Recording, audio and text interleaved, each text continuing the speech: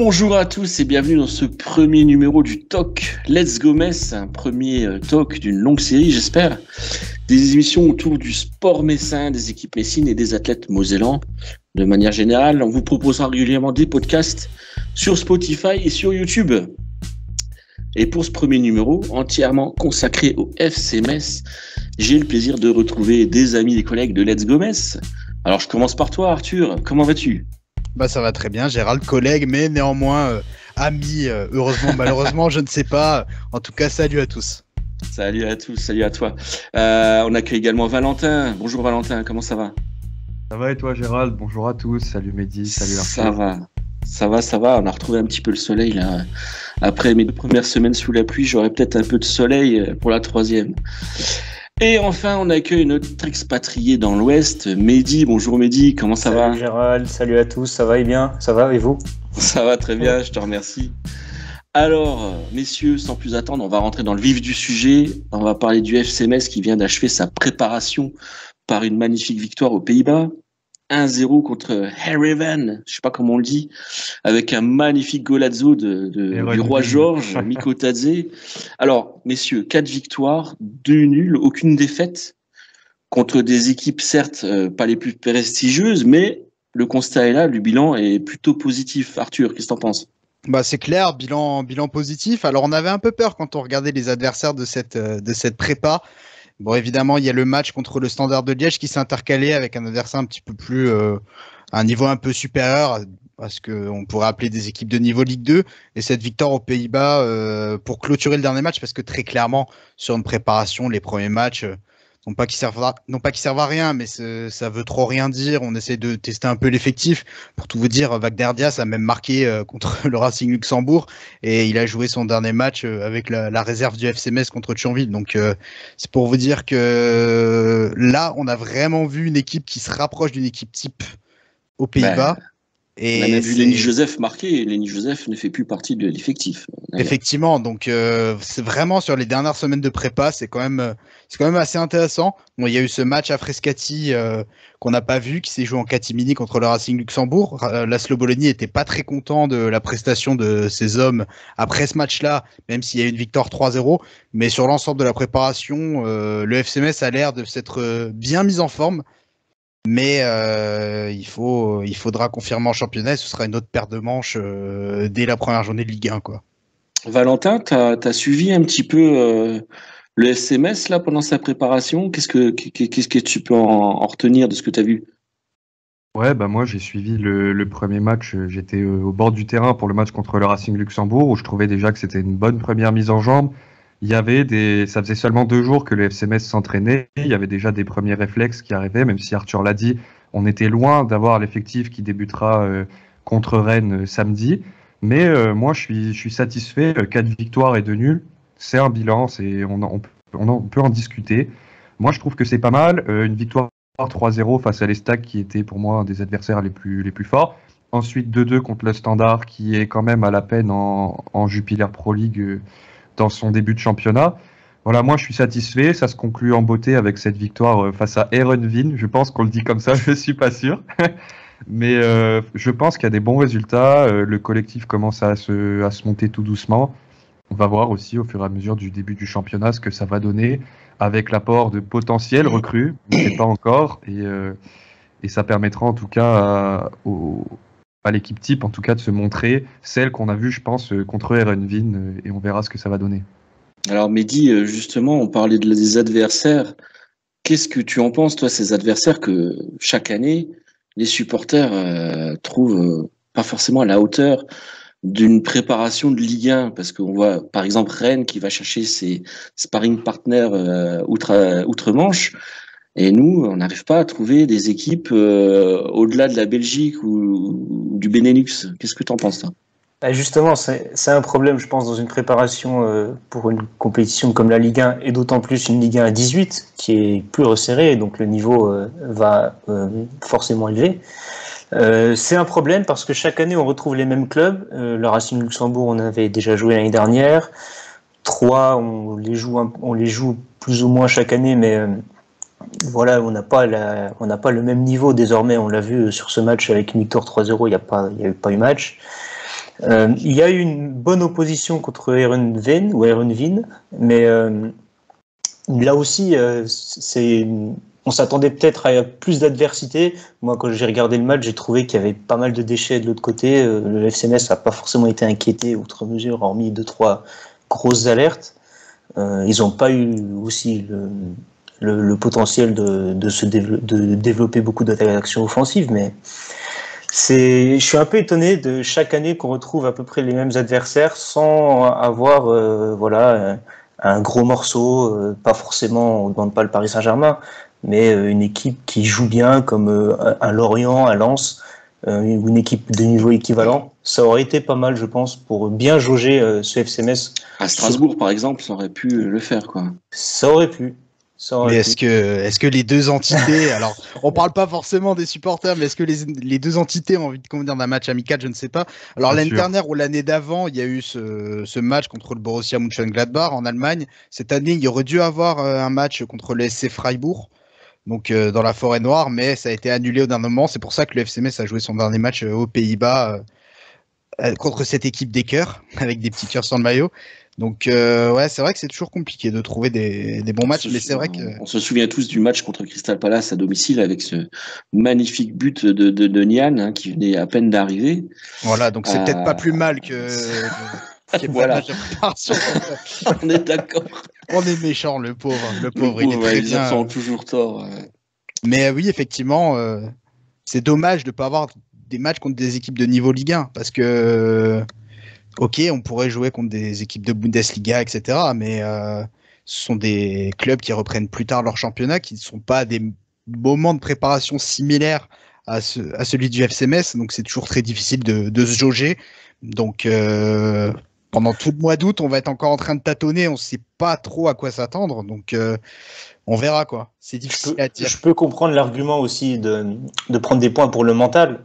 Mais les points pour le mental, normalement, au bout du 4e ou 5e match, voilà, on essaye d'aller un peu plus dans l'adversité, de se montrer un peu plus, de tenter des choses. Et ça manque un peu, c'est récurrent, les entraîneurs passent, les joueurs changent, et on a encore un peu ce petit manque du côté messin. Rien qu'un petit match contre Reims, ça aurait été sympathique. Reims, très bonne saison désormais. On va en venir au sujet central de cette préparation. Hein, on est obligé d'en parler, le mercato. Alors, Pierre Dréossi avait prévenu, il y aura peu de recrues, il n'y aura pas de noms prestigieux. Je crois que pour le coup, on est dans le ton.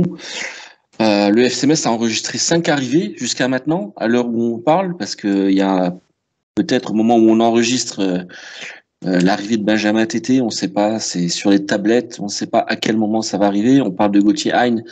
Encore une fois, au moment où on enregistre, c'est que des suppositions et c'est pas officiel. Pour le moment, on a 5 arrivées, 4 retours de prêt. À l'heure où on enregistre, donc, Arthur, globalement, ce mercato, est-ce qu'il te semble cohérent et efficace? Cohérent, oui. Parce que le gros dossier de ce mercato, c'est vraiment le dossier Mikotadze. Tant que ce dossier-là n'aura pas avancé, ce sera difficile de se donner une véritable idée. Mais si Georges Mikotadze vient à partir et à être remplacé numériquement par Benjamin Tété, ça pourrait être compliqué. Mais pour le moment, parmi les joueurs qui sont arrivés, je compte pas encore les deux jeunes de Génération Foot, Ibou et Sadibou Sané, parce que c'est des jeunes, c'est des gamins qui doivent encore apprendre l'exigence du football français, de la Ligue 1. Pour l'instant, j'attends de voir, quoi. Je suis pas encore convaincu, mais forcément, j'ai envie de dire, c'est normal concernant ce mercato, compte tenu des finances du FC Metz. J'attends de juger vraiment à la fin, même si pour l'instant, allez, c'est moyen plus. Alors justement, Valentin, il y a plusieurs promesses qui n'ont pas été tenues. La première, c'était d'avoir un effectif complet avant la préparation, le plus tôt possible, ou alors le fait d'éviter des internationaux africains pour pas être pénalisé pendant la CAN, pardon, et pas la CAM. Qu'est-ce que t'en penses justement de ce recrutement, Valentin? Ouais, moi, le recrutement, bon, je pense que c'est par rapport à ce que Pierre Dréossi avait dit, il n'y a pas forcément de surprise, etc. Mais moi, ce qui m'inquiète un petit peu, c'est les qui arrivent là au milieu de l'année, comme la dernière fois, on s'était retrouvé bien embêté en plein milieu de l'année avec beaucoup de joueurs en moins, tout, c'était compliqué.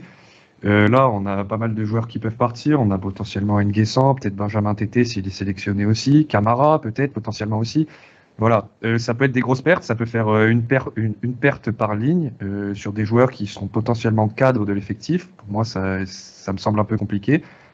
La seule bonne nouvelle qu'on peut avoir, entre guillemets, c'est Alexandre Oukidja qui a décidé de prendre sa retraite internationale parce que malgré tout, il est resté aussi sélectionnable avec l'Algérie, avec cette CAN qui arrive, etc. Bon, au moins, on peut se dire qu'on aura un petit peu de stabilité dans les cages, même si devant, c'est un peu bousculé. Donc, à voir aussi, je pense qu'on pourra en reparler dans des prochains épisodes quand le mercato sera officiellement terminé, se projeter réellement sur de potentielles pertes en fonction des progressions des joueurs dans l'année, éventuellement, puisque aussi avec les joueurs de Génération Foot qui arrivent à force, c'est aussi des joueurs qui peuvent se montrer et être sélectionnés.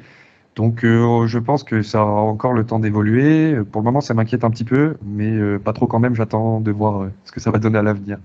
Alors justement, Mehdi, là je te donne la parole, la vraie plus-value du mercato, est-ce que ce serait pas justement d'avoir su garder l'ossature de la saison passée et de s'être un peu débarrassé, entre guillemets, hein, sans méchanceté, des joueurs qui rentraient pas ou plus dans les plans de Laszlo Bologna? Ouais, c'est une agréable plus-value, dans le sens où au FCMS, on a eu l'habitude d'un gros turnover les années passant entre les relégations et les montées. Mais là, Laszlo Bologna, il a un projet clair dans sa tête. Il veut un effectif solide et il veut compter sur la même ossature match après match. Il a commencé à faire le ménage en Ligue 2 lors de ses premiers mercatos et on continue sur la même lancée. Pour le moment, ça lui sourit et ça sourit au FCMS. Après, voilà, sur le mercato, moi, je me rappelle de Pierre Drossi qui nous dit qu'il connaît mieux le marché de la Ligue 1 et que le mercato les prochains mercatos devraient être plus intéressants, en tout cas d'un point de vue sportif. Et comme Arthur, je reste un peu sur ma faim. J'attends de savoir ce qui va se passer avec Georges Mikotadze. Il est toujours présent lors des matchs, mais on est à peu près tous certains qu'on va pas pouvoir le garder très longtemps. J'attends de voir, mais je suis encore un peu sur la fin parce que voilà, on nous a promis, on nous a donné quelques ambitions et pour le moment elles sont pas, ce qui est fait n'est pas à la hauteur. Alors, moi, ce que je vous propose, messieurs, c'est qu'on fasse le tour de l'effectif, donc à jour au moment de l'enregistrement, et ça va un peu me donner vos impressions pour peut-être faire ressortir une équipe type, même si les derniers matchs nous ont donné des indications. On va commencer par le poste de gardien de but, donc Oukidja, Kayar, Ditch, la hiérarchie. Pour vous, est-ce que c'est dans l'ordre là? Oukidja numéro 1, Kayar numéro 2, Ditch numéro 3, ou est-ce qu'on peut avoir quelques surprises? Arthur, à ton avis? Le dernier match amical aux Pays-Bas nous a donné une indication sur, à moins que Marco Alcaïar soit blessé ou quelque chose comme ça, mais on n'a rien entendu de la sorte. Ça peut donner une indication de Guillaume Ditch en tant que numéro 2. On sait qu'il y a des rumeurs de gardiens qui pourraient arriver pour un troisième gardien. C'est Marco Alcaïar, je ne sais pas s'il va partir dans la peau d'un numéro 2, et ça me semblerait cohérent quand même, puisque Guillaume Ditch, c'est un garçon qui a fait des belles saisons à Serein. La dernière saison était peut-être un peu plus compliquée, vu qu'il a été blessé, il a eu du mal à revenir dans une équipe qui était vraiment larguée ou presque en championnat. C'est un garçon qui a été en équipe de France Espoir. Bon, s'il est pas numéro 1, c'est normal, hein. On a un Alex Oukidja qui a fait le boulot la saison passée. C'est un des cadres du vestiaire. Il a la mentalité FCMS, mais Guillaume Ditch, c'est l'avenir du club à la Croix de Lorraine sur ce poste de gardien. Donc, moi, je trouve ça intéressant de le voir en numéro 2 comme ça. Avec potentiellement la possibilité justement de prendre la place plus longtemps d'Oukidja quand il se sera fait sortir par Gayoust à la 29e minute ou un truc comme ça. Effectivement. Valentin, Mehdi, même chose pour vous, Oukidja numéro 1, Ditch en 2. Ouais, pour moi, ouais. Je pense que on avait beaucoup d'interrogations avant la saison. Quand on le voyait, on s'est dit, ouais, il y a 4 gardiens et tout. Bas est parti en prêt au SO Cholet. Ça enlève déjà une belle épine du pied. Maintenant, il reste quand même 3 gardiens, mais pour moi, ce sera Oukidja, Ditch et Kayar. Et je ne serais pas étonné de voir Kayar partir, ou je ne sais pas, mais Pour moi, le FC Metz fait clairement le choix de miser sur Ditch. Je ne sais pas si tu me rejoins là-dessus, Mehdi. Si, et, il a, enfin, on va dire, c'est un peu une récompense de sa bonne saison malgré la relégation de Serein dans le club belge. Et puis Caillard, il a mis du temps à revenir, sa blessure a été longue. Je pense qu'il doit manquer encore de rythme pour pouvoir reprétendre à une place dans l'effectif en Ligue 1. Et donc, c'est le choix de l'assurance qu'a fait le FC Metz, je pense, à Oukidja en 1. Il a encore été plutôt bon contre Heerenveen. Il a été rassurant pour sa défense. Moi, je l'ai trouvé en jambes. Et donc, Ditch, pour pouvoir pallier un problème d'Oukidja, ça me semble le choix idéal. Il a l'air, peut-être pas dans la forme de sa carrière, mais il a l'air vraiment bien, Alexandre Oukidja. Ouais. Il a l'air serein, il a l'air heureux de faire ce qu'il fait. Alors, je vais vous rapporter quelques petites indiscrétions. Quand il jouait pas en début de préparation, il était à quelques mètres de nous pour regarder le match contre Serein, il me semble. Il plaisantait avec les supporters sur ses dégagements parfois manqués. Donc il a l'air vraiment heureux d'être là. Et ça va être je pense, un élément très important de cette défense, parce que quand il est bien, Alexandre Oukidja, quand il fait des arrêts de haut niveau comme il est capable de le faire, mais surtout de rassurer la défense, on sait que c'est un gardien qui prend des risques dans le jeu aérien, mais qui peut être très performant dans ce domaine, par exemple. Bah, c'est du pain béni pour une défense, clairement. Alors justement, la défense, on va en parler. C'est toujours, d'après moi, le point un petit peu difficile du recrutement. On a quand même, on a l'aile droite qui a été plutôt bien fournie. Donc on a Kouao qui est toujours là. On a l'arrivée de Colin, c'est quand même un bon joueur. Et on a Lacouche qui est toujours là. Donc on a 3 joueurs à droite. Par contre, à gauche, on a Mathieu Hudol, qui a toujours pas été, qui n'a pas re-signé son nouveau contrat, et potentiellement Fally Kandé, qui avait été l'année dernière remisé au centre. Et la question, elle est là, en fait. Je pense qu'elle est au niveau de l'aile gauche et des défenseurs centraux. Parce qu'au centre, on se retrouve encore une fois avec Lo, Traoré qui est là, toujours là, et on est bien content de l'avoir, mais qui est vieillissant, et Sadibou Sané qui vient d'arriver, en fait. Donc finalement, je vois mal Kandé retrouver son aile gauche. Donc là, il va peut-être manquer quelqu'un, d'après vous. Arthur, qu'est-ce que t'en dis, toi? Bah déjà, si on en croit les infos de l'équipe, le recrutement du FC Metz n'est pas fait, et il y a encore une piste en défense centrale qui devrait arriver, peut-être un profil qui pourrait dépanner à gauche. Concernant le profil des latéraux, on en a 3 à droite, mais on pourrait penser que Sofiane Lacouche serait amené à quitter le club, ou alors un de ces 3 joueurs à droite pourrait dépanner sur ce poste de latéral gauche. Mais clairement, peut-être une arrivée serait intéressante. Mais l'arrivée de Colin, ça apporte déjà une solution en plus qui est déjà très intéressante. On sait qu'il est polyvalent, il peut dépanner à plusieurs postes. Donc à voir. Peut-être qu'on est un petit peu court en nombre à ce niveau-là du côté du FC Metz, mais j'attends de voir.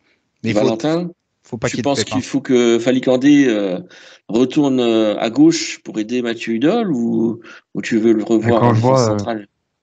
Quand je vois ce qui peut arriver pour suppléer à Fally Kandé en défense centrale derrière, ça m'inquiète un petit peu. Boubacar Lo, bon, je suis mitigé dessus. Sadibou Sané, peut-être que quand il va monter en grade, on va avoir une belle surprise. Bon, il peut toujours dépanner à gauche en cas de grosse blessure du Dol derrière. Mais bon, il va falloir recruter pour moi à l'aile gauche, c'est indéniable. Parce que Kandé, il est bien où il est. Maintenant, ce serait dommage de le rebouger à l'aile gauche, même en cas d'extrême urgence, en cas de gros pépin. Je ne sais pas, de Mathieu Hudol, on ne lui souhaite pas, mais ça peut arriver. Tout peut arriver dans une saison, c'est long. Et la défense, ouais, ça m'inquiète un petit peu. Pour moi, il faudra absolument recruter sur l'aile gauche. Et à la limite, on pourrait s'arranger en défense centrale, mais pour moi, c'est la priorité à l'aile gauche. Mehdi, après toi, est-ce que Laszlo Bologna va nous ressortir d'un coup de baguette magique le repositionnement peut-être d'un milieu, parce qu'il y a beaucoup de milieux, Kevin Endoram replacé en défense centrale? Il serait capable. Voilà. Il serait capable. Il nous a fait quelques choix intéressants la saison dernière qui ont été plutôt payants. Mais ça n'empêche pas qu'il nous manque une profondeur de banc en défense et il faut absolument pallier parce que en Ligue 1, Metz n'est pas déjà en Ligue 2, c'était un problème parfois, mais Metz ne fera pas le jeu. Metz va attendre et Metz aura besoin de ses défenseurs, de bons défenseurs pour pouvoir pallier à l'adversité. Donc si on a un pépin comme Valentin disait, on serait tout de suite on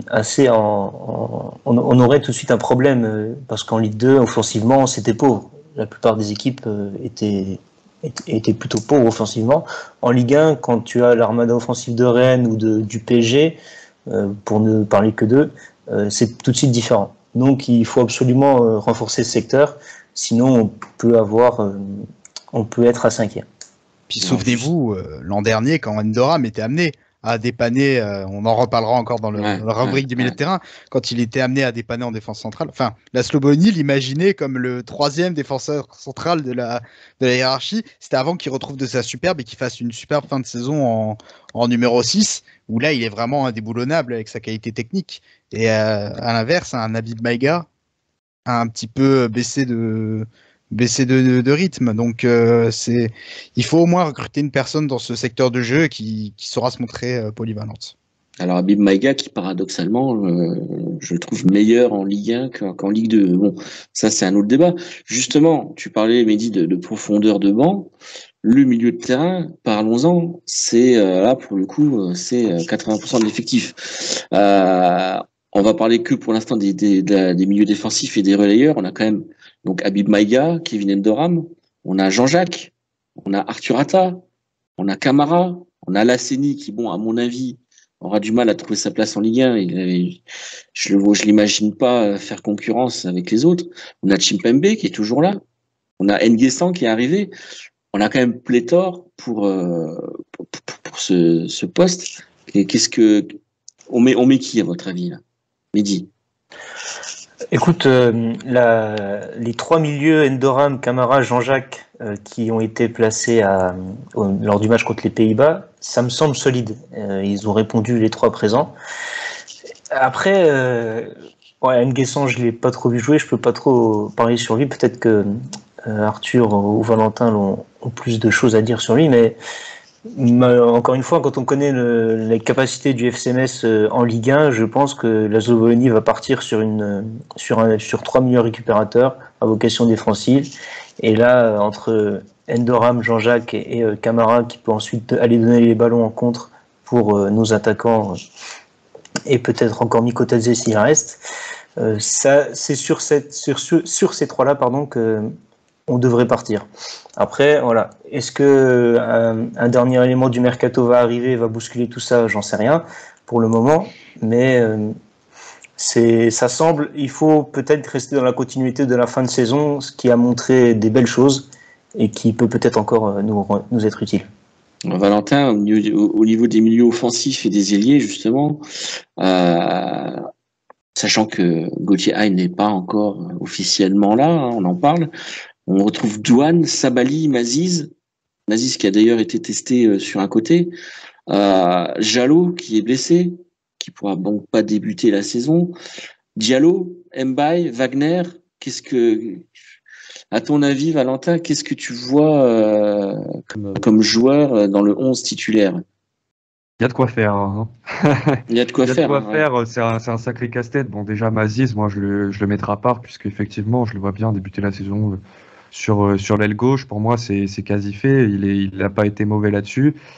Moi, je vois bien. Jallo, il va fortement récupérer sa place quand il va revenir, c'est sûr. Mais je pense que j'ai vu un petit peu jouer Malik Mbaye. Je pense qu'il pourra avoir ses chances aussi dans l'équipe première. Il n'était pas mauvais. Avec la réserve, il a beaucoup pété la réserve aussi sur ses premiers matchs de préparation. Maïdine Douane, c'est encore un peu trop léger, je pense, pour de la Ligue 1.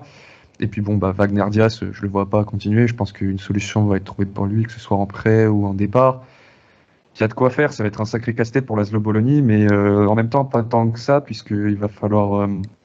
je pense que le FC Metz va s'axer sur un modèle de jeu assez défensif. Donc je pense que ces milieux-là vont être un peu mis de côté durant la saison, ce ne sera pas les plus utilisés, je pense. On partirait sur un 4-2-3-1 d'après. Messieurs, je me permets de vous reprendre, mais Douane, il a été complètement envoyé à Serein, même pas en prêt, il était dans l'effectif de Serein pour le match de préparation contre le FC Metz, donc ça enlève déjà une...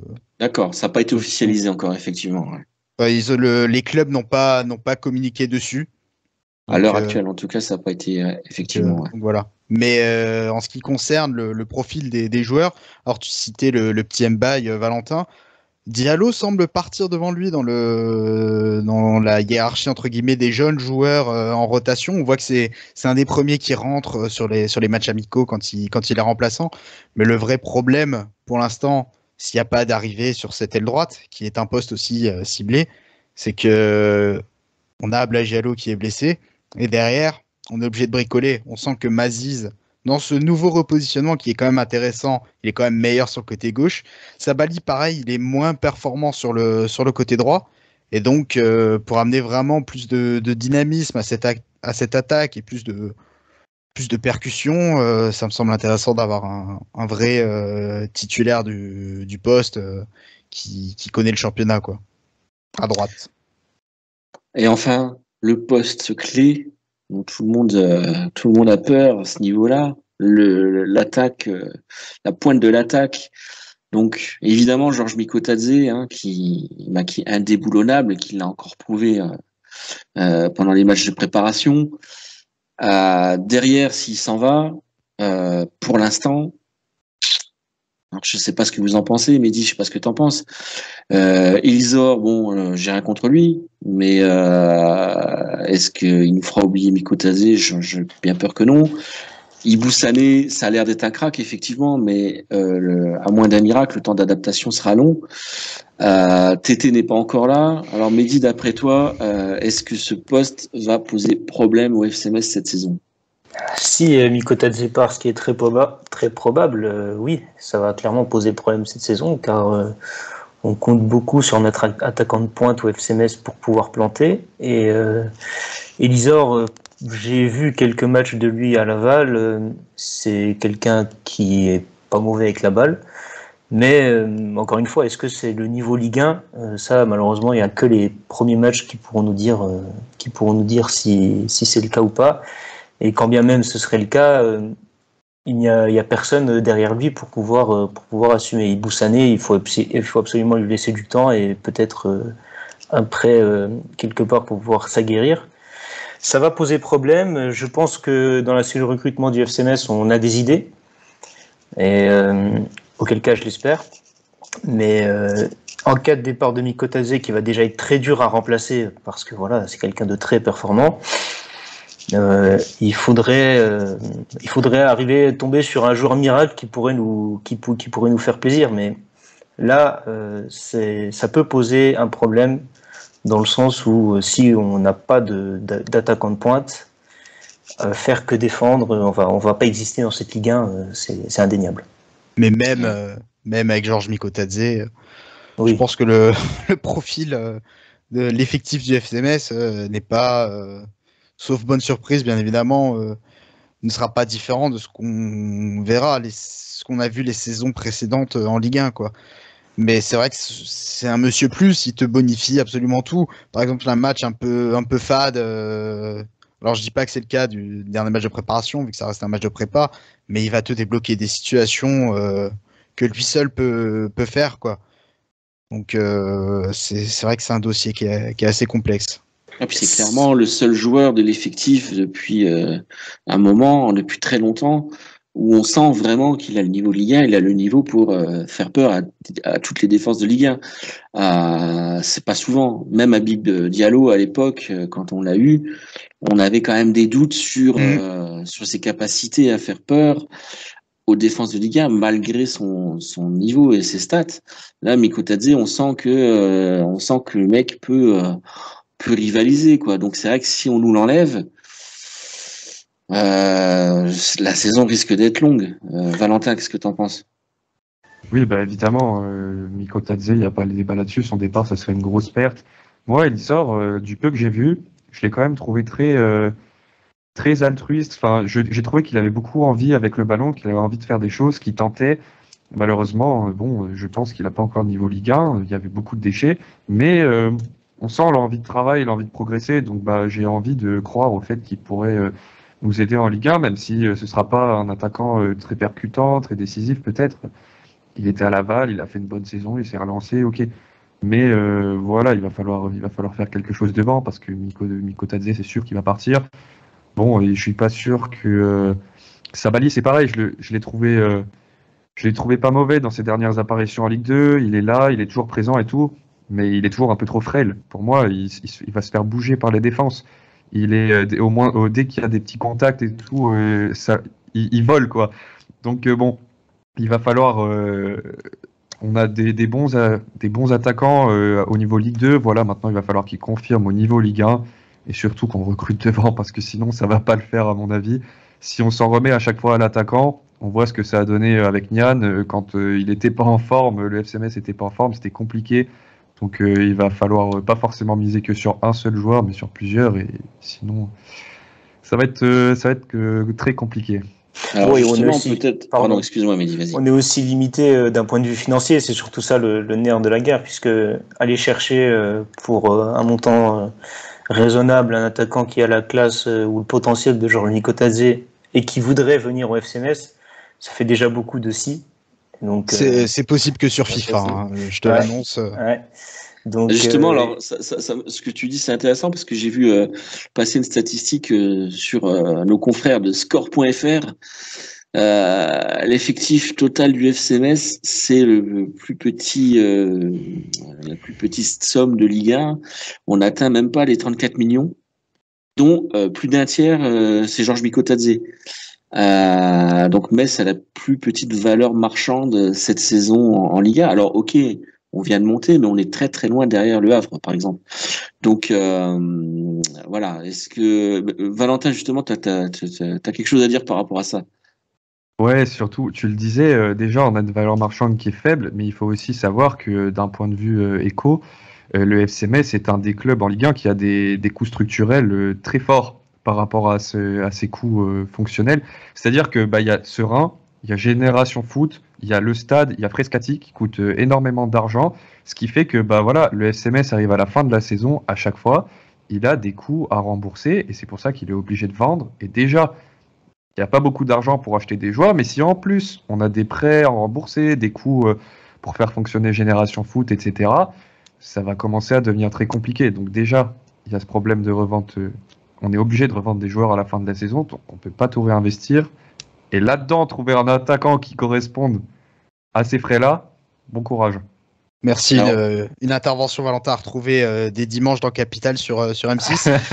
Mais non, blague à part, ça me choque pas que la valeur de l'effectif soit aussi basse. Je suis pas sûr, par exemple, que le Clermont Foot l'an passé avait une valeur d'effectif assez haute. Mais quand on n'a pas forcément les moyens, c'est pas interdit d'avoir des bonnes idées, que ce soit aussi bien dans le recrutement et dans le coaching. Laszlo Bologna, il a eu des bonnes idées l'an dernier. Il a eu des petits coups tactiques dont il a eu le secret. Je suppose que cette année, il pense déjà à deux, trois bottes secrètes. On a parlé du Youssef Maziz repositionné en préparation. Il y a des choses à faire, mais on sait tous ce que ça veut dire, ce genre de stats, de valeur marchande. Demain, Lamine Camara va faire un mois d'août exceptionnel. La valeur de l'effectif automatiquement augmenter. Donc voilà, mais c'est sûr que sans Georges Mikotadze, sans ce Monsieur Plus, il faut le dire, il y avait une vraie dépendance. Hein. Sans Georges Mikotadze, le FC Metz n'était pas dans cette position de montée, c'est sûr et certain. C'est sûr que sans lui, ça risque d'être compliqué. Alors justement, Mehdi, à quoi on doit s'attendre cette saison avec le FC Metz? Quelle est d'après toi la saison type à laquelle on va avoir droit? Fais-moi rêver, vends-moi du rêve, rassure-moi, dis-moi ce que tu en penses. Beaucoup de tensions, beaucoup d'émotions, comme souvent, puisqu'on va indéniablement jouer le maintien. L'objectif, c'est ça et pas autre chose. Et de toute manière, on va faire avec nos armes. C'est-à-dire que pour le moment, et en attendant les derniers mouvements du mercato, on va jouer chèrement notre peau, on va gratter le maximum de points possible. Mais il va falloir du cœur, il va falloir de l'engagement, et il va falloir rester aussi. Il va pas falloir avoir de saut de déconcentration durant la saison, parce que dans une Ligue 1 à 18, un nouveau format avec un niveau qui se resserre, c'est des points. Les points que tu perds, ce sera des points que tu regretteras forcément à la fin de la saison. Et d'autant plus pour le FC Metz qui, on le sait, sur ces dernières saisons, a besoin de points, a besoin de ne pas lâcher de matchs. Bêtement, comme on a pu voir ces 2 dernières années. Valentin, tu penses que l'engouement de la saison passée et justement ce record d'abonnés à Saint-Symphorien peut être une plus-value justement dans cette lutte au maintien cette année? Oui, je pense que il va forcément y avoir une ambiance excellente à Saint-Symphorien toute l'année. De toute façon, ça va être la Ligue 1 aussi, le stade va être plus rempli. Ça va être une plus-value. Mais moi, ce qui m'inquiète un petit peu, c'est qu'avant, dans une Ligue 1 à 20, on avait 4, 5, 6, peut-être 7 clubs contre lesquels on pouvait espérer de vraiment se battre à armes égales. Aujourd'hui, à 18, ça va être plus compliqué. Et même quand on voit des Lorient qui, bon, le recrutement a fait parler, mais Benjamin Mendy, s'il retrouve son niveau d'avant, Lorient, ça va tartiner. Strasbourg, c'est pareil, ils sont en train de faire un recrutement de fou depuis leur rachat par Chelsea. Ensuite, on a... Voilà, maintenant, même les clubs de bas de tableau, quand on voit que, pour Reims maintenant, c'est plus le ventre mou que le bas de tableau, mais quand on voit qu'ils s'apprêtent à poser 16 millions pour un joueur de l'Ajax, on a de quoi s'inquiéter. Parce que nous, là, derrière, il va falloir jouer contre ces clubs-là qui sont censés être, d'ordinaire, je dis bien, les clubs contre lesquels on est censé prendre des points.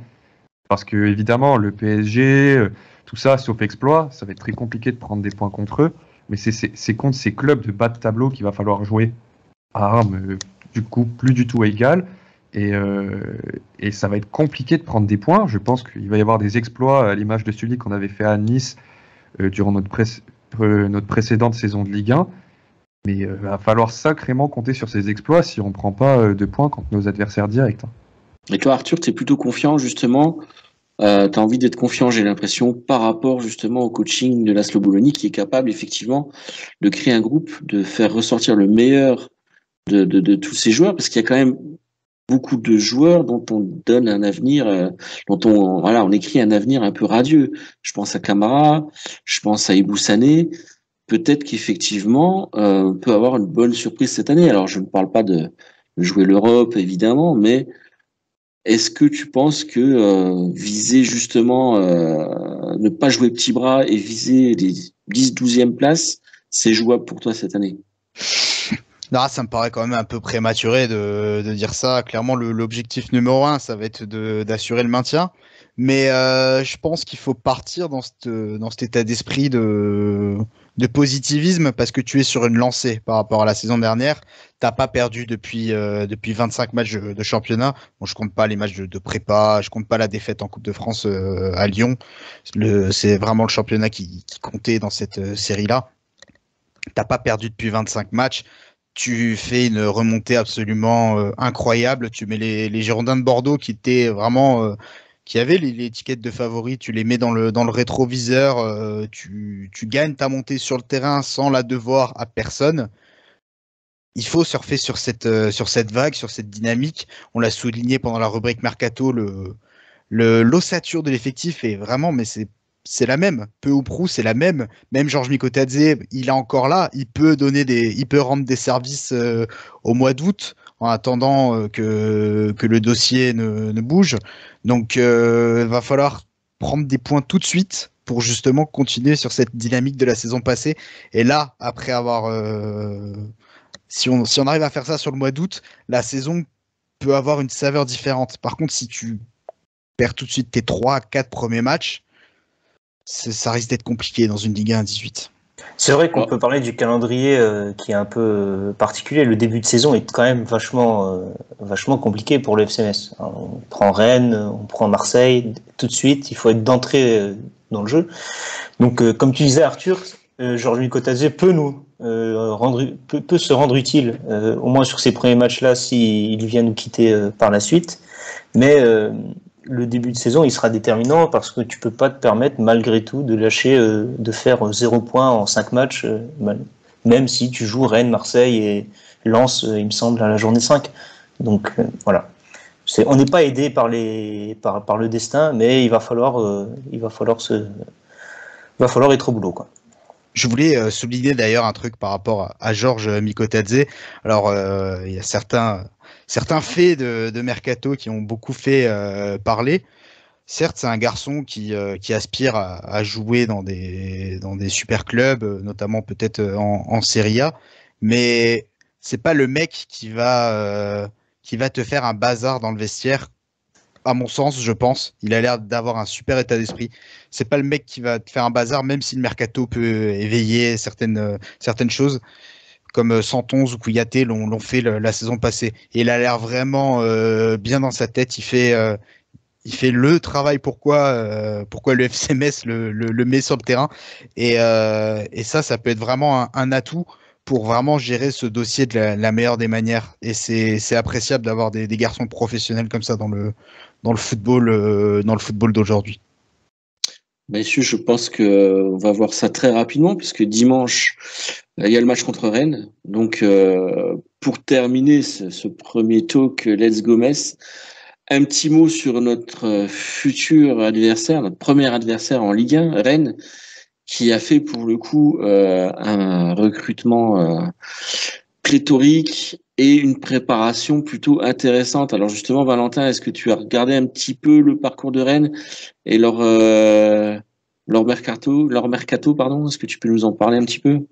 Ouais. Bah, pour faire un petit bilan, Rennes, sur leur préparation, c'est 1 nul, 3 victoires et une défaite. Alors, ils ont commencé par un match nul face à Concarneau. Donc, bon, c'était l'équivalent de notre match à nous contre le Racing Luxembourg. Ça vaut pas grand-chose, c'était une première rentrée. Ensuite, ils ont enchaîné, ils ont gagné 2-1 contre Saint-Malo. Et ensuite, là, ça se corse parce qu'ils font une petite tournée des clubs anglais. Et malgré tout, ils gagnent 3-1 contre West Ham, 5-0, rendez-vous bien compte, 5-0 contre Nottingham Forest. Et donc là, à ce moment-là, je me suis clairement dit qu'on allait se faire massacrer pour le premier match de Ligue 1. Hein. Et ensuite, par contre, petit couac, ils ont perdu 3-1 contre Wolverhampton. Donc bon. Contre Bouba Traoré. C'est ça.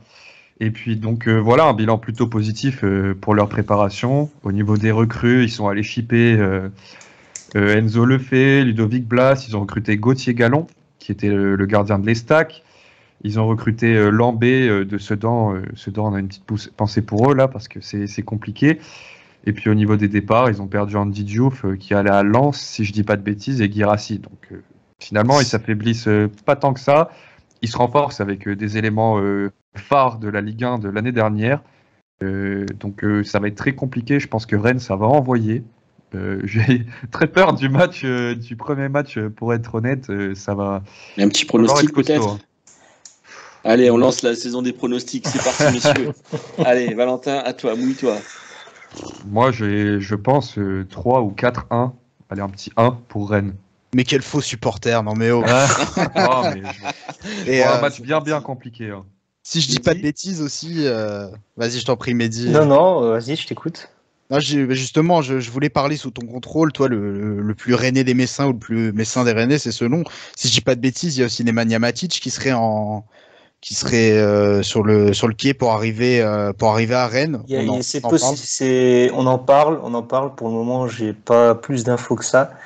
Mais effectivement, on en parle et ça viendrait compléter le mercato, le très bon mercato finalement rennais. Pour avoir parlé avec 2-3 supporters bretons, ils sont plutôt confiants sur non pas seulement le match de dimanche prochain, mais sur leur saison. L'effectif paraît plus fort. Le dernier match amical avec la défaite a fait réapparaître des failles qui sont déjà connues à Rennes. Ça leur en a pas empêché de nous marquer 9 buts en 2 matchs quand on était en Ligue 1 il y a 2 ans. J'entends pas, j'enlève mon casque. Moi, à titre personnel, j'étais là quand on a perdu 6-1 à Rennes.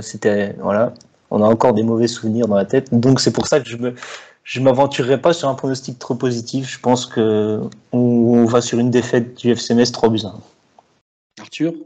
Eh ben, à la surprise générale, tu l'as dit, on connaît les failles du Stade Rennais. Alors, pour moi, si les planètes s'alignent pour ce club, ils doivent être dans le top 3 cette saison et donc potentiellement se qualifier en Ligue des Champions. Mais sur un premier match de Ligue 1, quand tu n'es pas encore rodé, quand une équipe, le Stade Rennais l'année dernière, c'est une équipe très jeune, les équipes de Bruno Genesio ont souvent du mal contre les blocs bas, ce serait pas improbable que le FC Metz aille gratter un petit point au Horizon Park pour cette première journée de Ligue 1 et ça mettrait, je pense, tout le monde en confiance. C'est peut-être un petit peu optimiste, mais sur une première journée de Ligue 1, tout est possible, donc pourquoi pas un petit 0-0 ou un match nul un partout. Eh ben écoute, tu sais quoi, puisque tu parles d'optimisme, moi je vais être optimiste et je vais donner victoire à Metz avec un but de Miko Tadze dans les dernières secondes. Voilà, comme ça je prouve à tout le monde que je suis un vrai supporter. Moi je vois bien une petite victoire 1-0 du FC Metz. Voilà. Parce que je pense que ce genre de club, effectivement, il vaut mieux les rencontrer en début de saison. Et le fait de jouer à l'extérieur pour le premier match, je pense que ça va libérer justement les esprits parce qu'ils auront aucune pression. Donc voilà ce que j'en pense. Mehdi, tu veux rajouter quelque chose? Ouais, il faut savoir d'ailleurs que pour ce premier match, il n'y aura pas de Cop Ultra à Rennes parce qu'ils ont été sanctionnés par la Ligue l'année dernière, la saison dernière, pour l'usage d'engins pyrotechniques. Donc, il y aura une pression du public. Le stade devrait être à guichet fermé, hormis cette partie de la tribune qui restera vide. Mais ça va peut-être donner un peu moins de pression, mais ça, la pression du stade. À voir. C'est génial, en tout cas, le football qu'on aime, changeait rien, la LFP, c'est parfait dans ce que une décision qu'on ne peut que déplorer, bien évidemment, comme pour beaucoup d'autres clubs suite à la fin de saison dernière. D'ailleurs, en parlant de supporters, c'est pas cette saison qu'on est censé voir les premiers fumigènes encadrés, justement. Non, c'était pas cette année qu'on devait voir ça. Ça doit commencer. Ça a déjà commencé. Ça a déjà commencé. Ouais. Donc ils vont pouvoir réutiliser les images sans honte pour faire leur pub, voilà. Vu le nombre de conditions à remplir pour tout ça, je suis même pas sûr que. Donc il y aura quand même un petit billet à se faire de temps en temps, alors ça va, ça va. Donc la LFP, vous inquiétez pas, vous allez pouvoir vous faire du pognon cette année encore. Messieurs, je pense qu'on arrive au terme de ce premier numéro, ce premier talk. Let's go Metz, c'était un grand plaisir de vous retrouver. On essaiera de vous en faire, on n'a pas de rythme prédéfini. On le fera un petit peu, suivant l'info, suivant les envies, suivant les disponibilités. Je crois savoir que notre ami Valentin nous prépare des hors-séries très intéressants. Un petit mot là-dessus, mon cher Valentin, peut-être ? C'est ça, alors je vous donne rendez-vous, moi, tous les premiers mercredis du mois. Voilà, c'est très précis. Sachez que le premier mercredi du mois, vous aurez un hors-série destination JO. Où en gros le principe est simple, chaque mois je vais partir à la rencontre d'un athlète ou d'un sportif ou d'une sportive mosellan. Ça peut être olympique et paralympique qui prépare donc les Jeux de Paris 2024. Et pour vous donner une petite indiscrétion, la première invitée sera Oriana Lazrak, qui est une heptathlète et qui s'est récemment qualifiée pour les championnats du monde d'athlétisme. Donc voilà, je vous donne rendez-vous le 6 septembre, puisque le premier mercredi de septembre sera le 6. Eh ben ça régale. Messieurs, je vous remercie. Je vous dis à bientôt. Merci. Salut tout le monde. À la prochaine. Et puis à allez, bientôt. SMS. Ciao. Allez, bye bye.